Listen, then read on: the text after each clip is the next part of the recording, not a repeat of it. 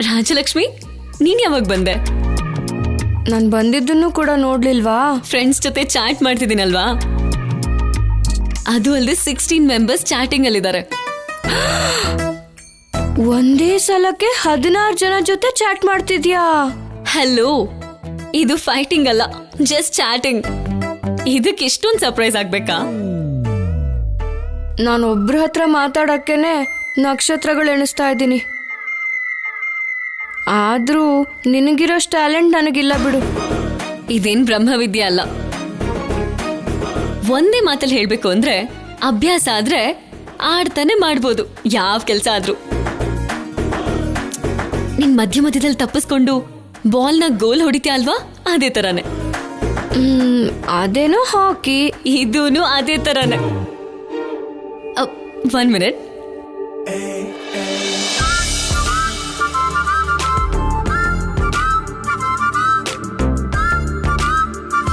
ಇವಳು ನೋಡ್ತಿದ್ರೆ ನಿದ್ದೆ ಮಾಡೋ ಹಾಗೆ ಕಾಣಿಸ್ತಿಲ್ಲ.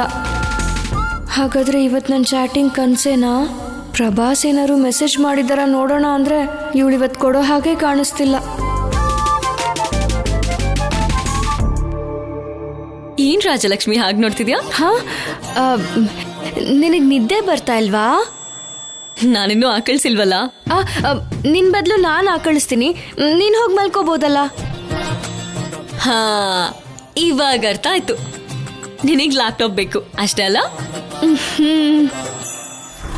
ಸರಿ, ನಿನಗ್ ಗೊತ್ತಿರೋರ್ ಜೊತೆ ಮಾತ್ರ ಫ್ರೆಂಡ್ಶಿಪ್ ಮಾಡು. ಮುಖ ಪರಿಚಯ ಇಲ್ದಿರೋರು ಹಾಯ್ ಅಂತ ಮೆಸೇಜ್ ಮಾಡಿದ್ರು ರಿಪ್ಲೈ ಮಾಡಬಾರ್ದು, ಸರಿನಾ? ಎಲ್ಲರಿಗೂ ರಿಪ್ಲೈ ಮಾಡಿದ್ರೆ ಕರ್ಕೊಂಡು ಹೋಗಿ ಮದ್ವೆ ಮಾಡಿಸ್ಬಿಡ್ತಾರೆ, ಹುಷಾರು.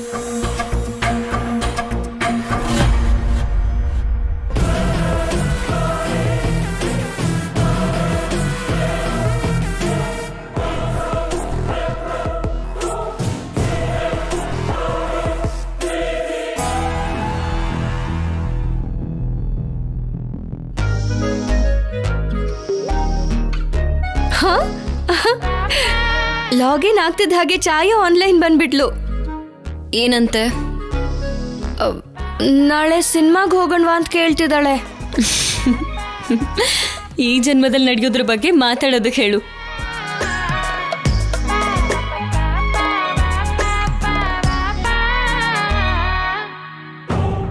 Hi cute angel.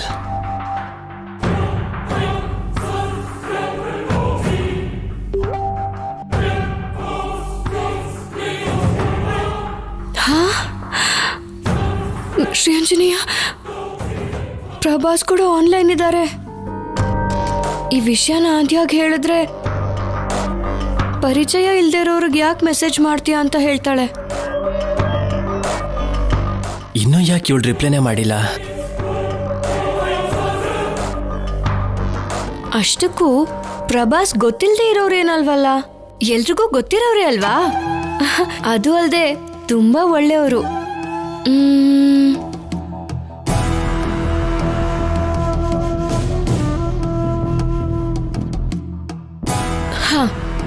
ಛಾಯಾ, ನಾವು ನಾಳೆ ಚಾಟ್ ಮಾಡೋಣ.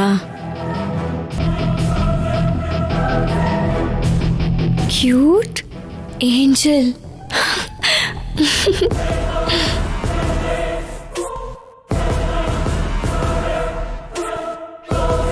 ಕ್ಯೂಟ್ ಏಂಜಲ್ ಅಂತ ಯಾಕೆ ಹೇಳಿದ್ರಿ? ಲೇ ಮಗ, ರಿಪ್ಲೈ ಬಂದಿರೋ ಹಾಗಿದೆ. ಹೌದು,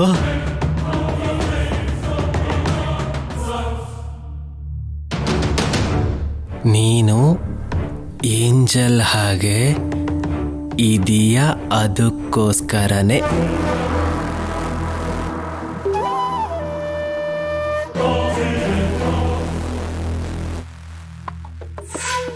ನನ್ನ ಎಲ್ರೂ ಪೆದ್ದ ರಾಜಲಕ್ಷ್ಮಿ ಅಂತಾರೆ. ಕೊಬ್ಬರಿ ಎಣ್ಣೆ ಹಚ್ಕೊಂಡು ಕಾಲೇಜ್ಗೆ ಹೋಗ್ತೀನಿ ಅಲ್ವಾ? ನೀವೊಬ್ರೆ angel ಅಂದಿದ್ದು.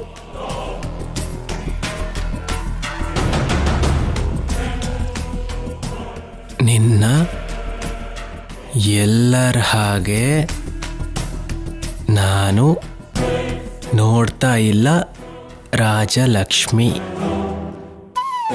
You are so special.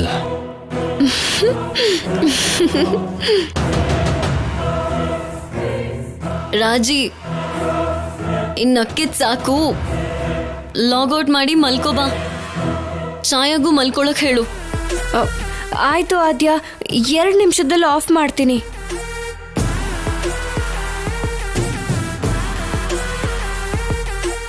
ನಾಳೆ ಚಾಟ್ ಮಾಡ್ತೀನಿ. ಬಾಯ್. ಓಕೆ, ಗುಡ್ ನೈಟ್ ಸ್ವೀಟ್ ರಾಜ ಲಕ್ಷ್ಮಿ.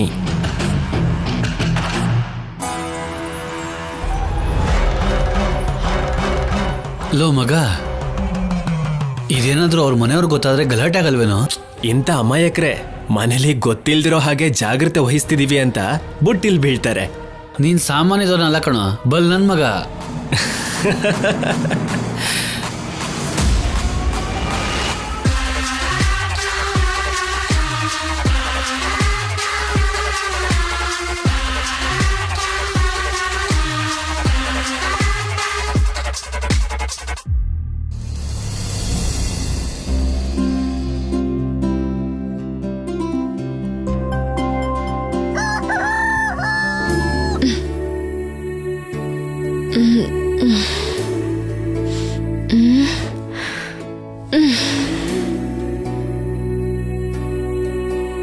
ಶ್ರೀ ಆಂಜನೇಯ, ನನಗೆ ವಿದ್ಯೆ, ಬುದ್ಧಿ, ಶಕ್ತಿ, ಧೈರ್ಯ ಎಲ್ಲಾನು ಕೊಟ್ಟು ಕಾಪಾಡಪ್ಪ ತಂದೆ.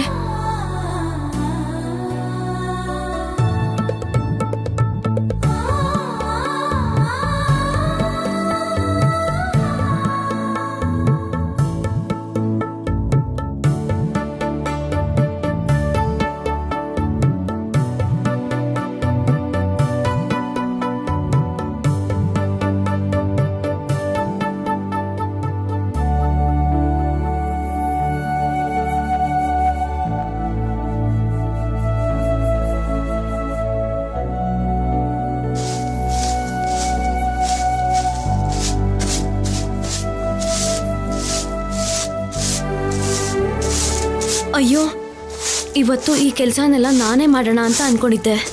ಈಗ ಏನ್ ಮಾಡೋದು? ರಾಜಲಕ್ಷ್ಮಿ. ಹಾ ಚಾರು, ನಿಂಗೂ ಬೆಳಗಿನ ಜಾವ ಹೇಳೋ ಅಭ್ಯಾಸ ಇದೆಯಾ?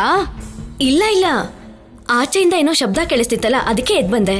ಮನೆ ಮುಂದೆ ಗುಡ್ಸಿ ಸಾರಿಸಿ ರಂಗೋಲಿ ಹಾಕೋಣ ಅಂತ ಬಂದೆ. ಸೂರ್ಯೋದಯ ಆಗಕ್ಕಿಂತ ಮುಂಚೆ ಎಲ್ಲ ಕೆಲಸ ಮುಗಿಸ್ದೆ ಹೋದ್ರೆ ಅಪ್ಪ ಕೋಪಿಸ್ಕೊಳ್ತಾರೆ. ಅದೇನು, ಇವತ್ತು ಗ್ರಹಣ ಅಲ್ವಾ? ಹಾ, ಈ ಕೆಲಸ ಎಲ್ಲ ಮಾಡಬಾರ್ದು. ನಿನಗೆ ಯಾರು ಹೇಳೇ ಇಲ್ವಾ? ಗ್ರಹಣ ಇದ್ದಾಗ ಪೊರ್ಕೆ ಕೂಡ ಮುಟ್ಬಾರ್ದು. ಹಾ, ಅಯ್ಯೋ ಶ್ರೀ ಆಂಜನೇಯ, ಪ್ರಸನ್ನಾಂಜನೇಯ, ನನಗ್ ಗೊತ್ತೇ ಇಲ್ಲ. ನೀನ್ ಹೋಗ್ ಮಲ್ಕೋ, ಹೋಗು. ಸೂರ್ಯೋದಯ ಆದ್ಮೇಲೆ ಎದ್ದೇಳ್ಬೇಕು. ಹೋಗು, ಬಾ, ನಡಿ.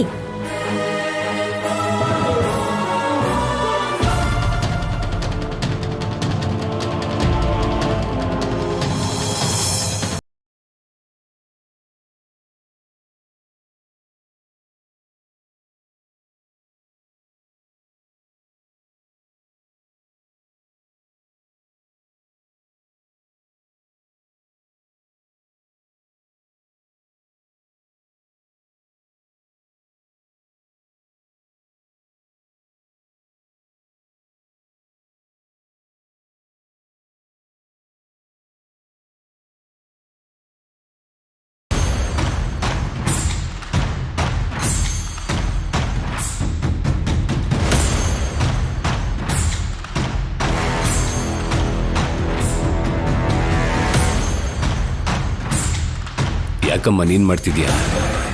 ಅಮ್ಮ ಅಮ್ಮ.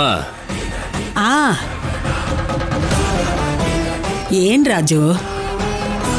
ರಾಜಲಕ್ಷ್ಮಿ ಮಾಡ್ಬೇಕಾಗಿರೋ ಕೆಲ್ಸನ ಅತಿಥಿಯಾಗಿ ಬಂದಿರೋ ಈ ಹುಡುಗಿ ಕೈಲಿ ಯಾಕೆ ಮಾಡಿಸ್ತಾ ಇದ್ದೀರಾ?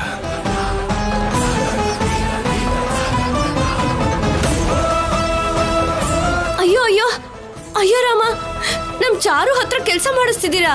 ನಮ್ ಗೌರಕ್ಕಂಗ್ ಗೊತ್ತಾದ್ರೆ ಅಷ್ಟೇ ಕತೆ. ರಾಜಲಕ್ಷ್ಮಿ ಏನ್ ಮಾಡ್ತಾ ಇದ್ದಾಳೆ?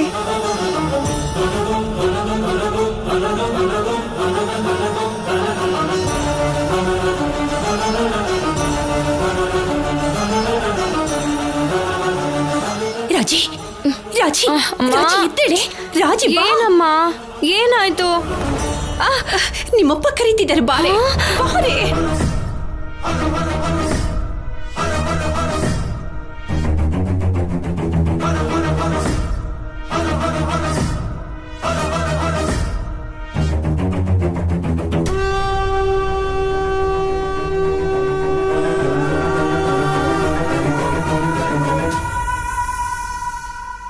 ಬಾರಮ್ಮ ರಾಜಲಕ್ಷ್ಮಿ, ನಿನ್ ಹೆಸರಲ್ಲಿ ಲಕ್ಷ್ಮಿ ಇದೆ ಅಂತ ಪ್ರತಿದಿನ ಬಾಗ್ಲಿಗೆ ನೀರು ಹಾಕಿ ರಂಗೋಲಿ ಹಾಕ್ಬೇಕು ಅಂತ ಹೇಳಿದ್ರಲ್ಲ. ಹೌದು. ಮತ್ತೇನೇ ಮಾಡ್ತಿದ್ದೆ ನೀನು?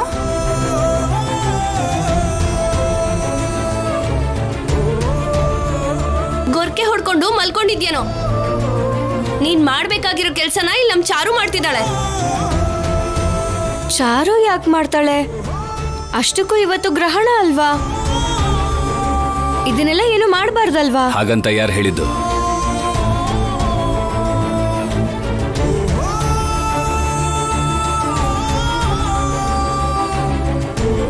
ಇವತ್ತು ಗ್ರಹಣ ಅಂತ ಯಾರೇ ಹೇಳಿದ್ದು? ಇದೇನ್ ಎಲ್ರು ಹೀಗೆ ಕೇಳ್ತಿದ್ದಾರೆ? ಪಾಪ ಚಾರು ಅಂತ ಹೇಳಿದ್ರೆ ಮತ್ತೆ ಎಲ್ರು ಅವಳಿಗೆ ಬೈತಾರೆ. ಏನಾಯ್ತು ರಾಜಲಕ್ಷ್ಮಿ? ಏನೂ ಆಗಿಲ್ಲ ಬಿಡು. ಹಾಯಾಗೆ ಆದ್ಯ ರೂಮಲ್ಲಿ ಮಲ್ಕೊಂಡಿದ್ಲು, ಆದ್ರೆ ಚಾರು ಮಾತ್ರ ಈ ಮನೆ ಹುಡುಗಿ ತರ ಕೆಲಸ ಮಾಡ್ತಿದ್ದಾಳೆ.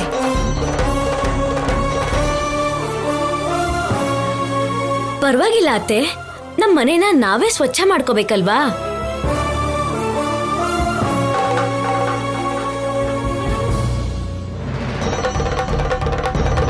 ನೀನ್ ರಂಗೋಲಿ ಹಾಕಿದ್ಯಾ ಚಾರು? ಹೌದು, ನೋಡು ಎಷ್ಟ್ ಚೆನ್ನಾಗ್ ಬಂದಿದೆ. ಚೆನ್ನಾಗಿದ್ಯಾ?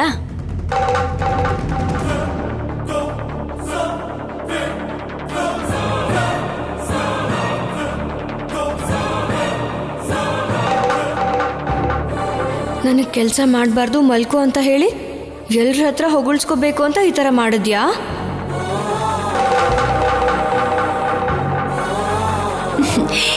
ಯಾರ್ ರಂಗೋಲಿ ಹಾಕಿದ್ರು ಪರವಾಗಿಲ್ಲ ಪಾರ್ವತಿ. ಅಮ್ಮ,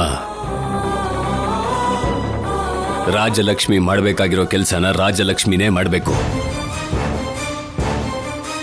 ಯಾರಿಗ ಹಸುವಾಗುತ್ತೋ ಅವ್ರು ತಾನೇ ತಿನ್ನೋದು.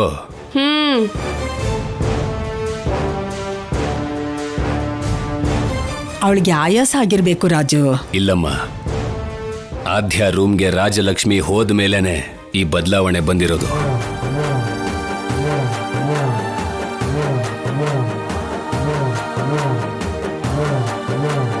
ಕೋಳಿ ಕೂಗ್ತಿದ್ದಾಗೆ ಮಾಡಬೇಕಾಗಿರೋ ಕೆಲಸ ಮಾಡಲಿಲ್ಲ ಅಂದ್ರೆ ನಿಮ್ ಮಗಳ ಮನಸ್ಥಿತಿ ಬದಲಾಗಿದೆ ಅಂತ ಊರವರೆಲ್ಲ ಮಾತಾಡ್ಕೋತಾರೆ.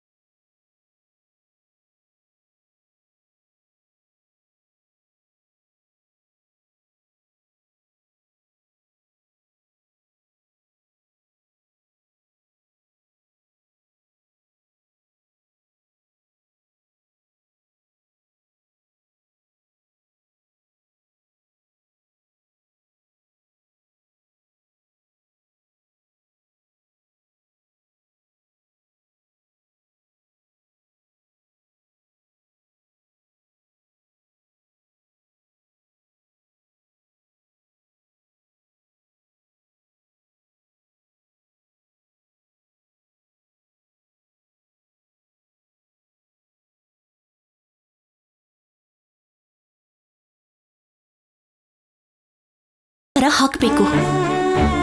ನಿನಗೆ ಗೊತ್ತಿಲ್ಲದೆ ಇರೋದಾ ಇದು? ಅಮ್ಮ, ನಾನು ಇವತ್ತೇ ಅಲ್ವಮ್ಮ ತಡವಾಗಿ ಎದ್ದಿದ್ದು. ಹಾಗಲ್ಲ ರಾಜಿ, ಎಲ್ಲ ಕೆಲ್ಸನೂ ನೀನೇ ಮಾಡ್ಬೇಕು ಅಂತ ಏನೂ ಇಲ್ಲ. ಹೇಳಿದ ಕೆಲ್ಸನ ನೀನು ಮಾಡದೆ ಹೋದ್ರೆ ನಿನ್ನ ನಡವಳಿಕೆನಲ್ಲಿ ಬದಲಾವಣೆ ಆಗಿದೆ ಅಂತ ಅರ್ಥ. ಹಾಗಂತ ನಿನ್ಯಾರು ಅನ್ನಲ್ಲ, ನನ್ನನ್ನೇ ಅನ್ನೋದು. ಸೀನುಗೆ ರೂಮ್ ಬಿಟ್ಕೊಡ್ತೀನಿ ಅಂತ ಹೇಳಿದಾಗ ನೀನ್ ಎಷ್ಟು ಒಳ್ಳೆ ಹುಡುಗಿ ಅಂತ ಅನ್ಕೊಂಡೆ. ಆದ್ಯನ್ ಜೊತೆ ಇದ್ರೆ ನಿನಗೆ ಬುದ್ಧಿವಂತಿಕೆ ಬರುತ್ತೆ, ಧೈರ್ಯ ತಂದ್ಕೊಳ್ತೀಯ ಅನ್ಕೊಂಡ್ರೆ ತೀರನೇ ಸೋಂಬೇರಿ ಆಗ್ತಿದೀಯಾ. ಅಮ್ಮ. ಅಯ್ಯೋ ನನಗ್ ಮಾತಾಡೋದಕ್ ಬಿಡು ರಾಜಿ. ನಿಮ್ಮಪ್ಪನಿಗೆ ಏನಂತ ಹೇಳಿ ನಿನ್ನ ಆದ್ಯನ್ ಜೊತೆ ಇರೋದಕ್ ಬಿಟ್ಟೆ? ನಮ್ಮ ಮಗಳು ಎಲ್ಲೇ ಇದ್ರೂ ಸಂಸ್ಕಾರ ಮರೆಯೋದಿಲ್ಲ ಅಂತ ಹೇಳಿದೀನಿ. ನೀನೊಳ್ಳೆ ಆಕಳಿಸ್ಕೊಂಡು 6 ಗಂಟೆಗೆ ಎದ್ರೆ ಬೈಯಲ್ವಾ ಹೇಳು? ಹೊಸ ಹೊಸ ಅಭ್ಯಾಸನ ಕಲ್ತ್ಕೋಕೂಡ್ದು. ಈ ಮನೆ ಅಭ್ಯಾಸನ ಮರೀಕೂಡ್ದು. ಅಮ್ಮ ನಿನಗೆ ಗೊತ್ತಾ, ನಾನು 5 ಗಂಟೆಗೆ 5 ನಿಮಿಷ ಇರೋಕ್ ಮುಂಚೆನೇ ಎದ್ದಿದ್ದೆ. ಅಮ್ಮಾಯಿಗೆ ಎಲ್ಲ ನಿಜ ಹೇಳ್ಬಿಡ್ತಾಳೋ ಏನೋ. ಇವ್ರೀಗ ನನ್ನ ಅಪಾರ್ಥ ಮಾಡ್ಕೋತಾರೆ. ಅಲ್ಲ ರಾಜಿ, ಇಷ್ಟಕ್ಕೂ ಇವತ್ತು ಗ್ರಹಣ ಇದೆ ಅಂತ ನಿನ್ಗೆ ಯಾರು ಹೇಳಿದ್ದು?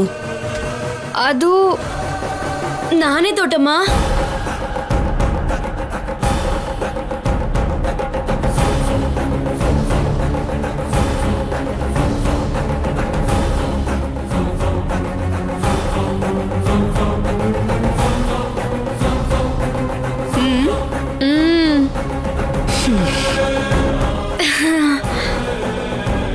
ಇವತ್ತೇನು ಗ್ರಹಣ ಇಲ್ವಲ್ಲಮ್ಮ? ನಾನೇ ತಪ್ಪು ತಿಳ್ಕೊಂಡಿದ್ದೆ. ಕ್ಯಾಲೆಂಡರಲ್ಲಿ ಬರೋ ವಾರ ಅಂತ ಇದೆ. ಬೆರಳಿಟ್ಟು ನೋಡ್ಬೇಕಾದ್ರೆ ಈ ಬೆರಳು ಸ್ವಲ್ಪ ಪಕ್ಕಕ್ಕೆ ಹೋಗಿ ಇವತ್ತೇ ಅಂತ ಅನ್ಕೊಂಡ್ಬಿಟ್ಟೆ. ಹಾ,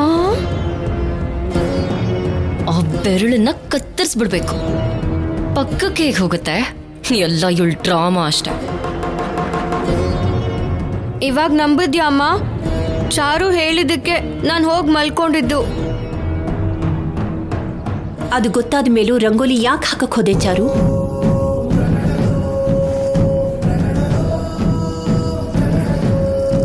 ಸರಿಯಾಗಿ ಕೇಳಿದ್ರಿ ದೊಡ್ಡಮ್ಮ. ಗ್ರಹಣ ಅಂತ ಹೇಳಿದ್ದೆ, ಆದ್ರೆ ಹೌದು ಅಲ್ವಾ ಅಂತ ಮತ್ತೆ ಕ್ಯಾಲೆಂಡರ್ ನೋಡ್ದೆ. ಬೆರಳಿಟ್ಯೋ ಕಾಲಿಟ್ಯೋ ಅದನ್ನ ಹೇಳ್ತಿಲ್ವಲ್ಲ ಈಗ. ಕಣ್ಣು ದೊಡ್ಡದಾಗಿ ಮಾಡ್ಕೊಂಡು ನೋಡಿದ್ಮೇಲೆ ಗ್ರಹಣ ಇವತ್ತಲ್ಲ ಅಂತ ಗೊತ್ತಾಯ್ತು. ತಕ್ಷಣ ಹೋಗಿ ರಾಜಲಕ್ಷ್ಮಿಗೆ ಹೇಳ್ಬೇಕು ಅಂತ ಅನ್ಕೊಂಡೆ. ಆದ್ರೆ ಪಾಪ ಗೊರ್ಕೆ ಹೊಡ್ಕೊಂಡು ಮಲ್ಗಿದ್ಲು. ನಾನ್ ಗೊರ್ಕೆ ಹೊಡಿಯಲ್ಲ, ಇವತ್ತು ಹೊಡ್ದೆ ಬಿಡು. ಎಲ್ಲ ಇವಳು ಡ್ರಾಮಾ ಅಷ್ಟೆ. ಇವಳು ಕಟ್ಟ ಕತೆನ ಕೇಳೋಕಾಗ್ತಿಲ್ಲ. ಮಲ್ಗಿರೋರ್ನ ಬಲವಂತವಾಗಿ ಯಾಕೆ ಎಬ್ಬಿಸ್ಬೇಕು ಅಂತ ಆ ಕೆಲಸ ಎಲ್ಲ ನಾನೇ ಮಾಡ್ದೆ ದೊಡ್ಡಮ್ಮ. ಹೌದಾ? ಇದು ಗೊತ್ತಿಲ್ಲದೆ ರಾಜಲಕ್ಷ್ಮಿನ ನಾನು ಬೈದ್ಬಿಟ್ಟೆ. ಏನ್ ಪರವಾಗಿಲ್ಲ ಅಮ್ಮ, ನಮ್ಮಮ್ಮನೇ ತಾನೇ ಬೈದಿದ್ದು. ಇಷ್ಟು ಒಳ್ಳೆಯವಳಲ್ವಾ ರಾಜಲಕ್ಷ್ಮಿ? ಏನ್ ಪರವಾಗಿಲ್ಲ ಅಮ್ಮ, ನಮ್ಮಮ್ಮನೇ ತಾನೇ ಬೈದಿದ್ದು. ಇಷ್ಟು ಒಳ್ಳೆಯವಳಲ್ವಾ ರಾಜಲಕ್ಷ್ಮಿ? ಸರಿ ಹೋಗಮ್ಮ, ಕೆಲಸ ಮಾಡಿ ಹೋಗು. ನೀನು ಹೋಗು ಚಾರು. ಪಪ್ಪು ಚಾರು, ಈ ಡವ್ವೆಲ್ಲ ಆ ಡ್ರಮ್ಗೋಸ್ಕರನೇ ಅಂತ ಅನ್ಸುತ್ತೆ. ರಾಜಾರಾಮ್ ಅವ್ರನ್ನ ಇಂಪ್ರೆಸ್ ಮಾಡಿದ್ರೆ ಸಂಬಂಧ ಕಾಯಂ ಆಗೋಗುತ್ತೆ ಅಂತ ಅನ್ಕೋತಿದ್ಯಾ ಅಲ್ವಾ? ಆಗ್ಲಿ ಬಿಡು. ಆ ಸೀನು ಅಂತವನ್ಗೆ ನಿನ್ನಂತ ಬಿಲ್ಡಪ್ ಪ್ರಾಣಿನೇ ಹೆಂಡತಿಯಾಗಿ ಬರ್ಬೇಕು. ಆಗ್ಲೇ ಅವನಿಗಿರೋ ಕೊಬ್ಬೆಲ್ಲ ಇಳಿಯೋದು.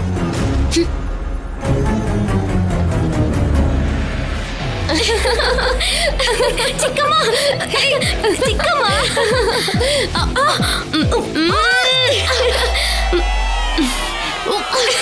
ಅಮ್ಮ, ಎಷ್ಟು ಭಾರ ಇದೆಯಾ ಚಾರು? ನಾನು ಅಷ್ಟೊಂದು ಭಾರ ಇಲ್ಲ ಚಿಕ್ಕಮ್ಮ. ನಿಂದು ಮೂಳೆ ಭಾರ ಕಣೆ ತಾಯಿ. ನಮ್ ಗೌರಕ್ಕನ್ ಹೋಲ್ಕೆ. ಹೌದು, ಎತ್ಕೊಂಡು ನನ್ಗೆ ಏನ್ ಮಾಡ್ಬೇಕು ಅಂತ ಇದ್ದೆ? ಕೈ ತುತ್ತು ತಿನ್ಸಕ್ ಮಾತ್ರ ಅಲ್ಲ ಬಿಡು. ಬಿಟ್ಟುನೆ ನೀನ್ ಯಾವತ್ತೂ ಎತ್ಕೊಂಡಿಲ್ಲ, ಇನ್ನು ಚಾರುನ ಎತ್ಕೋಬೇಕು ಅಂತನಾ? ಭಾವನವ್ರ ಮುಂದೆ ಮಾರ್ಕ್ಸ್ ತಗೊಂಡ್ಬಿಟ್ಲಲ್ವಾ ಅದಕ್ಕೆ ಆ ಸಂತೋಷದಲ್ಲಿ ಚಾರುನ್ ಎತ್ಕೊಂಡು ಗಿರ ಅಂತ ತಿರ್ಗಿಸ್ಬಿಡೋಣ ಅಂತ. ನೀನ್ ಹಾಗೆ ಖುಷಿ ಪಡ್ತಿರ್ತೀಯ ಅಂತ ನನಗೆ ಗೊತ್ತು, ಅದಕ್ಕೆ ಸಕ್ಕರೆ ತಗೊಂಡ್ ಬಂದೆ. ಓ, ಬಾಯ್ ತೆಗಿ ಚಾರು.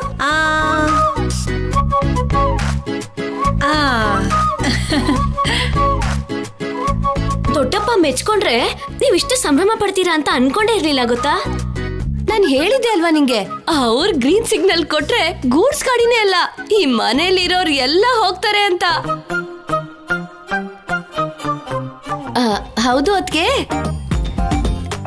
ಸೀನುಗೆ ಚಾರನ್ ಕೊಟ್ಟು ಮದ್ವೆ ಮಾಡೋದಿಕ್ಕೆ ಪರ್ಮಿಷನ್ ಸಿಕ್ಕಾಗೇನಾ? ಇಷ್ಟಕ್ಕೇನಾ? ಅಷ್ಟು ಸುಲಭವಾಗಿ ಹೇಳ್ತಾ ಇದ್ದೀರಲ್ಲ ಅತ್ತೆ. ಸೊಂಟ ಬಿದ್ದೋಗೋ ಹಾಗೆ ಕಷ್ಟಪಟ್ಟು ಕೆಲಸ ಮಾಡ್ತೆ, ರಂಗೋಲಿ ಕೂಡ ಹಾಕ್ತೆ. 4:15 ಹೇಳ್ಬೇಕು ಅಂತ ಕಣ್ಣಿಗೆ ಎಣ್ಣೆ ಬಿಟ್ಕೊಂಡು ಎಚ್ಚರನೇ ಇದ್ದೆ, ಗೊತ್ತಾ ನಿಮ್ಗೆ? ಆ ಎಣ್ಣೆಲೆ ಸ್ವಲ್ಪ ಎಣ್ಣೆ ತೆಗೆದು ತುಳಸಿ ಕಟ್ಟೆ ಹತ್ರ ದೀಪನೂ ಹಚ್ಚಿದ್ಲು. ಕಷ್ಟಪಟ್ಟಿದ್ದೇನೋ ಸರಿ, ಇಷ್ಟಪಡೋದು ಬೇಕಲ್ವಾ? ಅದ್ಹೇಗೆ? ಸೀನುನ್ ಬಲೆಗ್ ಬೀಳಿಸ್ಕೊಂತ ಈ ವಯಸ್ಸಿನಲ್ಲಿ ನಾವು ಹೇಳಿದ್ರೆ ಏನ್ ಚೆನ್ನಾಗಿರುತ್ತೆ? ಅಬ್ಬಾ, ಅಷ್ಟಕ್ಕೂ ನಮ್ಗೇನಂತ ವಯಸ್ಸಾಗಿದೆ ಅಂತ? ಚಾರುಗಿಂತ ಒಂದ್ 4-5 ವರ್ಷ ಆ ಕಡೆ ಈ ಕಡೆ ಅಷ್ಟೇ ಅಲ್ವಾ? ಅಯ್ಯೋ, ಮೊದ್ಲು ನನ್ನ ವಿಷಯದ ಬಗ್ಗೆ ಯೋಚನೆ ಮಾಡಿ ಅತ್ತೆ. ನೀನು ಮನೆ ಕೆಲ್ಸ ಏನೋ ಚೆನ್ನಾಗೇ ಮಾಡ್ತಿದ್ಯಾ, ಆದ್ರೆ ನಮ್ಮ ಅಣ್ಣನ್ಗೆ ನಿನ್ಗೆ ಅಡಿಗೆ ಕೆಲ್ಸನೂ ಬರತ್ತೆ ಅನ್ನೋದು ಗೊತ್ತಾಗ್ಬೇಕು.